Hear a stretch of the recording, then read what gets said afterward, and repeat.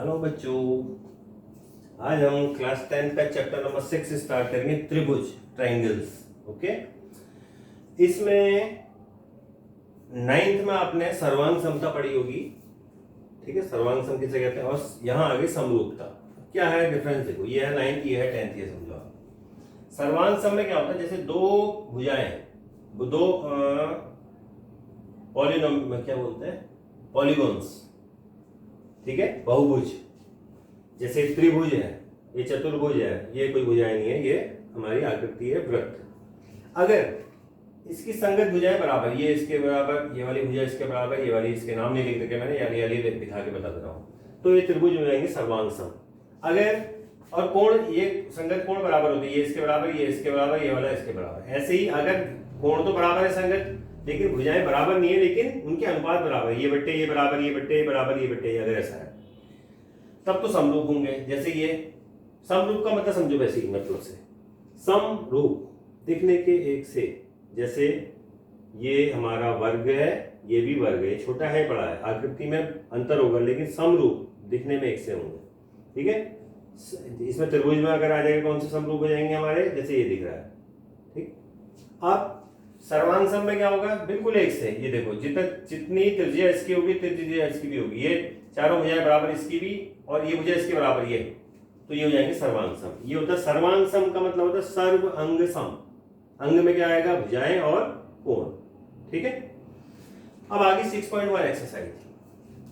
सभी वृत्त समरूप होते हैं। देखो, ये वृत्त इसके समरूप है ना, सभी वर्ग समरूप, ये देखो, ये वर्ग है, समरूप है, सर्वांग सम नहीं होते हैं, ध्यान रखना। सर्वांग सम तब होंगे जब उनकी भुजाएं भी आपस में बराबर होंगी, तब, सभी नहीं होंगे।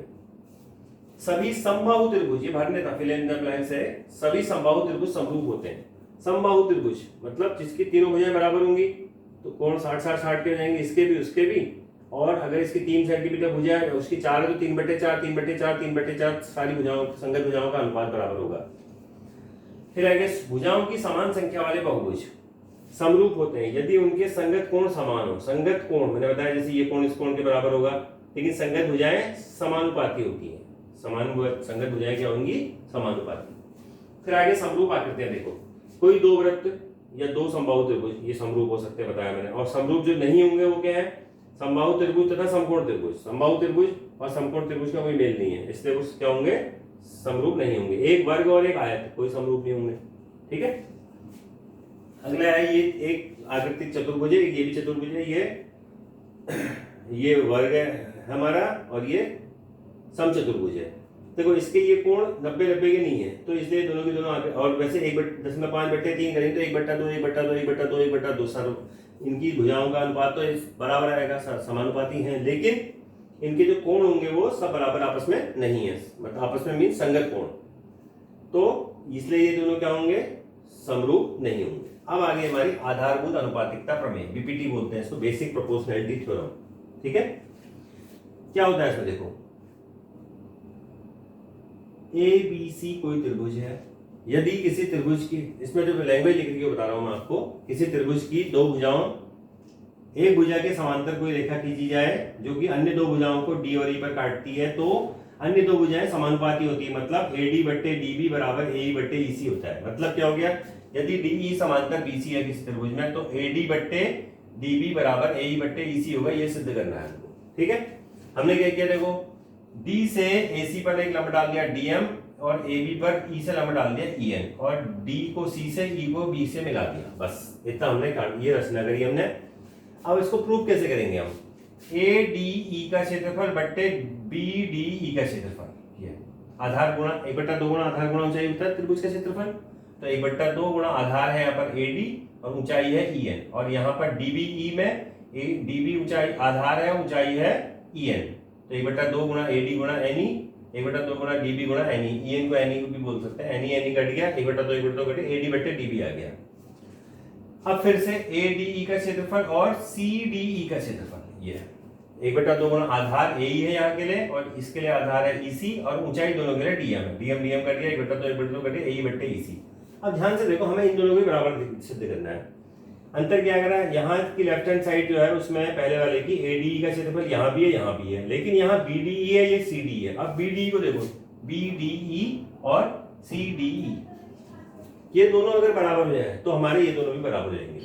अब इनको बराबर कैसे दिखाएंगे? देखो, हमारी प्रमेय है कि किसी दो समांतर रेखाओं के बीच बनने वाले तथा एक ही आधार पर बने हुए त्रिभुजों के क्षेत्रफल समान होते हैं। तो दो समांतर रेखाएं DE और BC हो गई, समान आधार DE हो गया, तो BDE और CDE के क्षेत्रफल बराबर होंगे। ये लिखा हुआ है यहाँ पर, BDE का CDE का।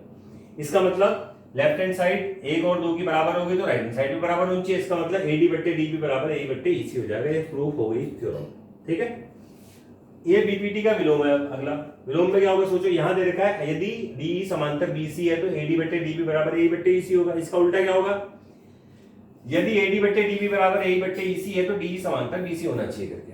ठीक है, तो हमने कहा AD बट्टे DB बराबर AE बट्टे EC दे रखा है, DE समांतर BC नहीं है। यदि हमने कहा, हम इसको नेगेशन से करेंगे, नेगेशन है नेगेटिव मानते हुए, उसको नहीं मानते हुए। ठीक है, तो क्या किया हमने? DE समांतर BC के नहीं है, माना DE समांतर BC के नहीं है तो कोई BC के समांतर कोई लोग रेखा तो होनी चाहिए। मान लिया DE डैश इसके समांतर है। अगर DE डैश BC के समांतर है तो BPT से AD बट्टे DB बराबर AE डैश बट्टे E डैश C होना चाहिए। देखो, अगर ऐसा हो गया तो समीकरण एक ये थी जो दिया हुआ है, AD बट्टे DB बराबर AE बट्टे EC, यहाँ AD बट्टे DB बराबर AE डैश बट्टे E डैश C।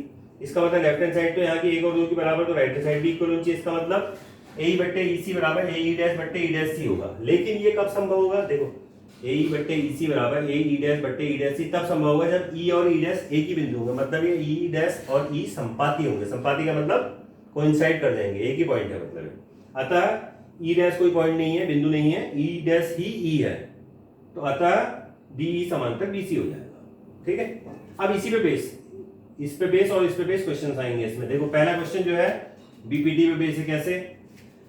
ये त्रिभुज ABC दे रखा है, DE ये समांतर दे रखी है हमको, और 1.5 यह है, 3 सेंटीमीटर यह है, 1 यह है, EC पूछा है। तो अगर ये इसके समांतर है तो AD बट्टे DB बराबर AE बट्टे EC होना चाहिए। अगर ऐसा है तो इनके मान रखिए 1.5 बट्टे 3.0 कर दिया इसको, 1 बट्टे EC है, तो ये कट गया 15 दूनी 30, 2 बार क्रॉस मल्टीप्लाई करो, EC बराबर 2 सेंटीमीटर, ये निकल गया। देखो, अब BPT के विलोम से वाला क्या है? देखो, ये त्रिभुज दे रखा है, ये चारों भुजाएं हमको दे रखी हैं पार्ट इसके। ठीक है, हमने अनुपात निकालना है, PE बट्टे EQ बराबर 3/9 बट्टे 3/0 है, इसको काट के तो 1.3 आ गया। PF बट्टे FR बराबर क्या है? सॉल्व कर रहे तो इसको ये 1.5 आ गया। अगर ये दोनों बराबर होते तो BPT के विलोम से EF समांतर QR होता। अगर ये दोनों बराबर नहीं है तो BPT के विलोम से ही ये दोनों के दोनों समांतर नहीं होंगे, जबकि इसलिए ये बराबर नहीं है, इसलिए समांतर नहीं होंगे। अगर ये बराबर होता तो ये समांतर होते। ठीक है, क्वेश्चन नंबर 3, ये त्रिभुज दे रखा है, ऊपर भी है नीचे भी है। देखो, प्रूफ करना है हमको ये AM बट्टे AB बराबर AN बट्टे A। देखो, यहीं से पता चल जाएगा AM बट्टे AB। हम क्या करेंगे? ABC त्रिभुज में ML समांतर BC दे रखा है, लिखा है। तो BPT से क्या होना चाहिए? AM बट्टे AB बराबर AL बट्टे AC। ठीक है, जैसा अनुपात उधर वैसे ही इधर भी। फिर त्रिभुज ACD में DC के समांतर LN है, तो फिर BPT से AN बट्टे AD बराबर AL बट्टे AC। अब देखो, लेफ्ट समीकरण 1 और 2 की left right hand side equal है तो लेफ्ट हैंड साइड भी इक्वल होनी चाहिए। इसका मतलब AM बट्टे AB बराबर AN बट्टे AD हो जाएगा। ठीक है, फिर ये चित्र देखो, एक इसमें क्या है? देखो, इसमें देखा DE समांतर AC है एक जगह पे और DF समांतर AE है दूसरी जगह पे, और जो प्रूफ करना है वो है BF अपॉन FE बराबर BE अपॉन EC। इसी को देखते हैं हम, BF अपॉन FE। इसका मतलब ABE त्रिभुज दे रखा है इसमें, जिसमें DF समांतर है AE के। ये तो BPT से BD बट्टे DA, BD बट्टे DA बराबर BF बट्टे FE, ये एक साइड निकल गया। ठीक है, फिर आ जाओ त्रिभुज ABC में DE समांतर है AC के, तो BD बट्टे DA बराबर BE बट्टे EC हो जाएगा।